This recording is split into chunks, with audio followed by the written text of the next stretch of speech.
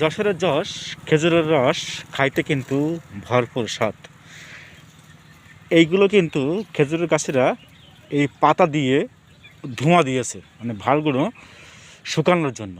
দৃশ্য দেখে কিন্তু খুবই চমৎকার লাগছে এবং আপনাদেরকে আজকের এই ভিডিওতে কিন্তু আমি দেখাচ্ছি যে যশোরের যে ভাড়, নতুন ভাড়ের দৃশ্যটা দেখো, খুব চমৎকার দৃশ্য। আর গ্রাম বাংলায় দেখা মেলে এই শীতের আগমনে। শীতের আগমনে কিন্তু খেজুরের গাছেরা গাছগুলো কাটা শুরু করে, আর রস কিন্তু এই গাছ থেকে সংগ্রহ করা হয়। এগুলো বিক্রি করে কিন্তু গাছিরা তাদের সংসার চালায় এবং টাকা উপার্জন করে। আমি কিন্তু আপনাদেরকে দেখাচ্ছি যে গাছগুলোর যে দেখেন চোখ দুটো কত সুন্দর দেখতে। গাছগুলো কিন্তু খুবই চমৎকার। যশোরের যশ খেজুরের রস খাইতে কিন্তু ভরপুর স্বাদ।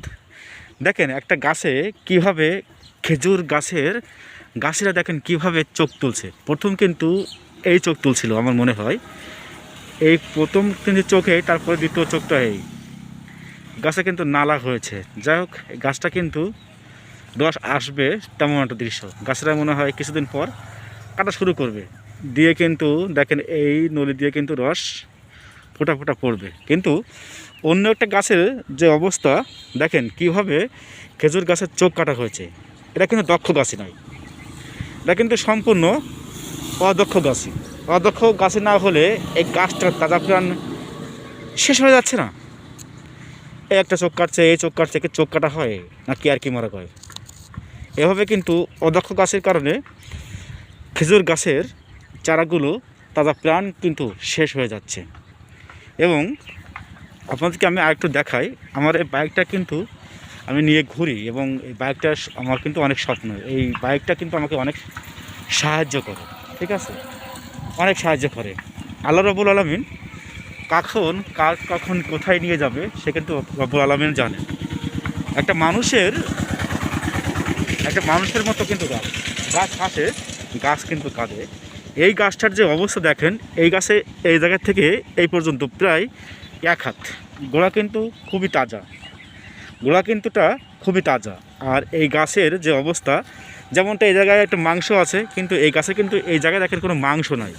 পোটা কিন্তু খালি, কি পোটা কিন্তু খেয়ে গেছে মাজরা পোকায় আমার মনে হয়। এর কিন্তু সব কিন্তু কাদা, দেখছেন? এগুলো কিন্তু এই গাছের ভিতরে কিন্তু সব কাদা, দেখছেন কাদা না? আপনারা দেখতে পাচ্ছেন কিন্তু কাদা। আর চোখ দুটো কিন্তু সুন্দর দেখতে, কিন্তু অদক্ষ গাছের কারণে কিছু গাছ কিন্তু নষ্ট হয়ে যাচ্ছে, ঠিক আছে।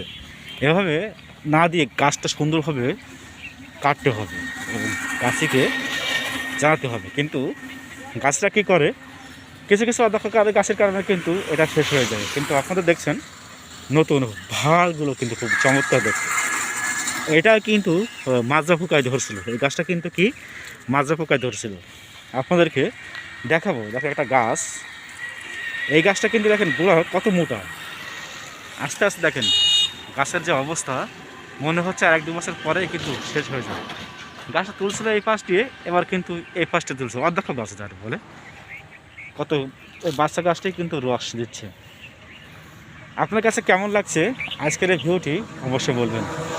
আপনাদেরকে আমি কিন্তু মূলত ঘুরে ফিরি আর সুন্দর সুন্দর দৃশ্যগুলো তুলে ধরার জন্য চেষ্টা করি। তা আপনারা অবশ্যই সাপোর্ট করবেন।